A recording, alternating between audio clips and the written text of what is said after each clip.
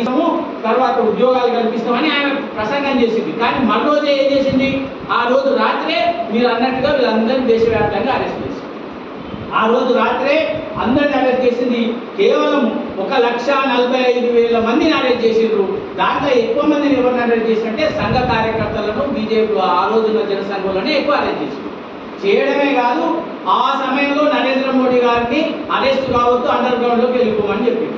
ఆయన under ground లో పోయి మొత్తం ఆయన ఒక సిక్కు వేషం వేసి మొత్తం ప్రచారం చేసుకుంటూ అక్కడ బీహార్లో కానీ, మధ్యప్రదేశ్లో కానీ, రాజస్థాన్లో కానీ, గుజరాత్లో కానీ అండర్ గ్రౌండ్లో పనిచేస్తూ ఆ రోజుల్లో సంఘాన్ని కూడా నిషేధించింది. కాబట్టి ఆ రోజు ఉన్నటువంటి సాహిత్యం మొత్తం తీసుకొని పోయింది. ఒక సాహిత్యమే కాదు, ఆ కుటుంబంలో ఎవరైనా పెద్దలు ఉంటారు. ఇప్పుడు వెంకటయ్య గారు అరెస్ట్ అయిన ఉదాహరణకు. అయితే ఆ కుటుంబాన్ని నడిచేది ఎట్లా? పేద కుటుంబాలు కానీ ఆ కుటుంబాన్ని ఆదుకోవాలి. ఆయన ఒక దగ్గరికి పోయి ఒక సిక్కు వేషంలో వాళ్ళ ఇంటికి పోయి ఆయన పలానా ఆయన కలవనికి వచ్చినట్టు, ఎందుకు కలవనికి వచ్చిండ్రు అని అంటే పోయి సప్లై చేయకుండా నిశ్శబ్దంగా, ఇప్పుడేమో చిన్న పని చేసే ఫోటోలు గీటోళ్ళు, అప్పుడు ఫోటోలు కట్టుకున్నట్టే 700 రూపాయలు వాళ్ళకి. నేను రాత్రి దూరదర్శన్ చూసి 700 రూపాయలు ఇచ్చి, అప్పుడు 700 రూపాయలు అంటే మాటలు కాదు. అంటే ఆ కుటుంబాన్ని నడవాలి. అంటే బాధ్యతాయుతం ఎట్లున్నదంటే ఒక్కొక్కరికి వేర్పాటు. ఎవరైనా అరెస్ట్ అయిపోతే ఆ కుటుంబానికి మనం పోతే మనం అరెస్ట్ చేస్తామని మనం దూరంగా ఉంటాం. కానీ అట్లా కాదు, ఆ కుటుంబానికి ఎక్కడి నుంచి అయితే డబ్బులు కావాలో ఆ వ్యవస్థ కూడా చేస్తున్నాం. ఉదాహరణకు మనం అదే మెంటాలిటీతో ఉన్నారు కాబట్టి నరేంద్ర మోడీ గారు ఈ రోజు మనకి కోవిడ్ వచ్చినప్పుడు మనందరికీ ఆదేశం చేసింది, మిగతా వాళ్ళందరినీ ఇంట్లో ఉన్నామని, కార్యకర్తలు ఇంట్లో ఉన్నామని. మన అన్నం వండి పెట్టమన్నాడు, బియ్యం ఇయ్యమన్నాడు, వాళ్ళు ఎంబడి ఉమ్మన్నాడు. మనం కరోనా వచ్చింది, వచ్చినప్పుడు మనం ముందర ఉన్నామా, మనం పని చేయమన్నాడు. మనం సస్తం బతుకం రెండో విషయం. మరి ఎవడో ఒకటి పని చేయకపోతే వాళ్ళు ఎట్లా బతుకుతారు, మిగతా సమాజం ఎట్లా బతుకుతారు? కాబట్టి మనం త్యాగం చేయమన్నాడు ఆయన కూడా త్యాగశీలి. కాబట్టి మొదటి ఇంజక్షన్ ఎవరు తీసుకుంటారు? ఆయనే తీసుకుంటారు. అట్లా అంటే అదే పరంపర మనకు నడుస్తూ ఉన్నది. మనం మన కార్యకర్తలను రక్షించుకోవాల్సిన బాధ్యత నాయకుల మీద ఉంది, పార్టీ మీద ఉంది, ఆర్గనైజేషన్ మీద ఉంది. ఎవరైతే ముందులో వస్తూ ఉంటారో వాళ్ళు పనిచేస్తుంటే మిగతా వాళ్ళు కూడా వాళ్ళకి సహకారం చేయాలనేటువంటి ఉంది. మరి ఇప్పుడు ఎందుకు? ఇప్పుడు నరేంద్ర మోడీ చేస్తున్నటువంటి పని దూరదర్శన్లో మాట్లాడుతుంటే అప్పుడు ఎమర్జెన్సీ పెట్టింది, ఆయన రాజ్యాంగం ప్రకారంగా పెట్టింది. కానీ ఇప్పుడు ఇంకా ఎమర్జెన్సీ ఉంది. ఎవరు మాట్లాడితే వాళ్ళని అరెస్ట్ చేస్తున్నారంటే అశోక్ శ్రీవాస్తవ్ అన్నాడు ఆ దూరదర్శన్లో, మీరు ఈ రోజు ఇక్కడ కూర్చొని నరేంద్ర మోడీ మీ అంత అంటున్నాడు, నరేంద్ర మోడీ నీ తిరుగుతున్నారు. ఏరా ప్రభుత్వం నడిపేటటువంటి దూరదర్శన్లో ఉండి ప్రధానమంత్రిని తిరుగుతున్నారు, కానీ మీ మీద ఒక్క కేసు కూడా అవుతుంది. కానీ మళ్ళీ ఇక్కడ అంతలో ఏదో రకమైనటువంటి ఎమర్జెన్సీ ఉంది, నియంత పాలన నడుస్తుందని మీరు అంటున్నారు. ఇది ఎంత తప్పో చూడండి. మీరు ఎన్ని విమర్శలు చేస్తున్నారు. నేను చెప్తున్నా, నేను 1970లో నేను 10th క్లాస్ ఉన్నా, ఆ రోజు నుంచి కూడా గమనిస్తున్నా. ఈ దేశానికి అయినటువంటి ప్రధానమంత్రుల్లో ఏకైక ప్రధానమంత్రి ఇన్ని తిట్లు తిన్నటువంటి ప్రధానమంత్రి ఇంకొకరు లేరు ప్రతిపక్షం.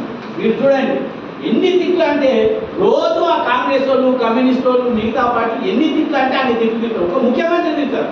కానీ మనం ఆ ప్రతిపక్షంలో జనసంఘం ఉన్నది, ప్రతిపక్షంలో జనతా పార్టీ ఉన్నది, ప్రతిపక్షంలో భారతీయ జనతా పార్టీ ఉన్నది. కానీ ఎప్పుడు కూడా ప్రధానమంత్రులను వాళ్ళను మనం ఇష్టం వచ్చినట్టు తెచ్చినటువంటి రోజులైతే లేనేలేదు. అలాంటి చక్కటి ప్రతిపక్షంగా మనం వెళ్ళినాం. ఇప్పుడేమో వాళ్ళ నోటికే మొక్కాలి.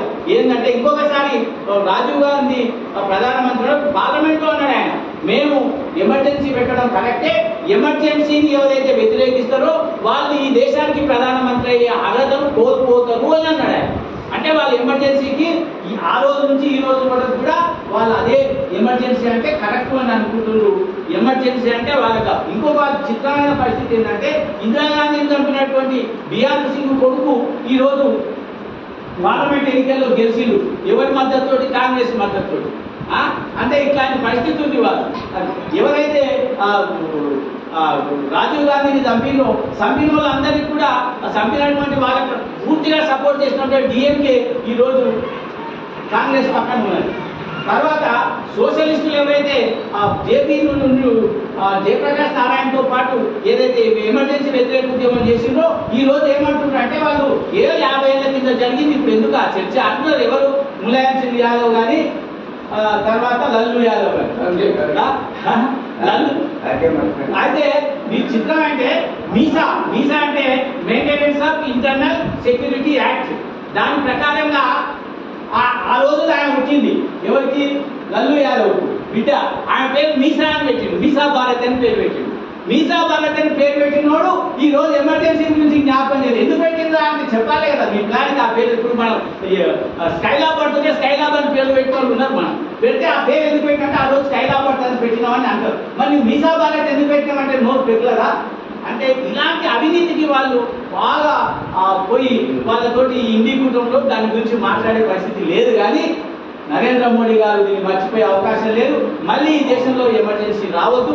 చాలా మంది ఇంకా మీకు ఇంకా చాలా విషయాలు అయితే కొద్ది విషయాలు చెప్తే ఆ రోజు 12 ఏళ్ళ తీసుకుపోయి వెసెక్టమీ ఆపరేషన్ చేసారు. టుబెక్టమీ అనేది ఆడోళ్ళకి చేశారు. వెసెక్టమీ ఆపరేషన్ సార్కు తెలుసో లేదో ఆ రోజు ఎంప్లాయీస్ అందరికి మీ అందరికి తప్పనిసరిగా ఒకరొకరు ఇద్దరు ముగ్గురు దొరకపోయి వెసెక్టమీ ఆపరేషన్ చేస్తేనే ఇంక్రిమెంట్ ఇచ్చేది. ఈ హెడ్ మాస్టర్ టీచర్ అది హిందువులకు మాత్రమే. హిందువులకు మాత్రం తక్కువ తీసుకుపోయి వీళ్ళందరూ తీసుకుపోయి ఈ వెసెక్టమీ ఆపరేషన్ చాలా మందిని చేపించారు. అది సార్ చెప్తాడే అనుకుంటా చెప్పలేదు. దాంట్లో పట్టపై చేపించిండు ఆపరేషన్. నీవు ముసలోడు 70 ఏళ్ళ ముసలోడికి చేపించిండు, 20 ఏళ్ళు అప్పుడే ఉద్యోగం. అంటే ఆర్థిక పరిస్థితులు బాగలేని కారణంగా వెసెక్టమీ ఆపరేషన్ చేస్తే కొంచెం నగదు పైసలు ఇచ్చేది, ఇంక్రిమెంట్ ఇచ్చేది. చిన్న చిన్న ఉద్యోగాలు కదా. ఇంకా ఇద్దరు పిల్లలు అయింది కదా. నాకే ఇద్దరు పిల్లలు కాదు, కొంతమంది అట్టకెళ్ళి వాళ్ళది లెక్క కావాలి కదా. వాడి ఉద్యోగం ఉండాలి, వాడికి ప్రమోషన్ రావాలంటే ఎవడో బలి కావాలి. బలి కావాలంటే 12 ఏళ్ళు 13 పెళ్లి కావాలని తీసుకుపోయి కూడా ఆపరేషన్ చేయించిండు. ఢిల్లీలో కలక్ తోట అనేది ఉంటుంది. అది ఆ చోట విపరీతమైన మందికి ఆపరేషన్లు చేయించిండు. వీళ్ళు 5 పాయింట్ ఫార్ములా తీసుకొచ్చి అంటే ఇట్లాగా ఎంతో మంది ఆ దెబ్బకు ఈరోజు భారతదేశంలో దాదాపు 5 కోట్ల జనాభా తగ్గిపోయింది. హిందువుల జనాభా ఆ ఆపరేషన్ల వల్ల 5 కోట్ల జనాభా తగ్గిపోయింది ఈ దేశంలో. అంటే మనం ఎంత ద్రోహం చేసిండ్రో మనకి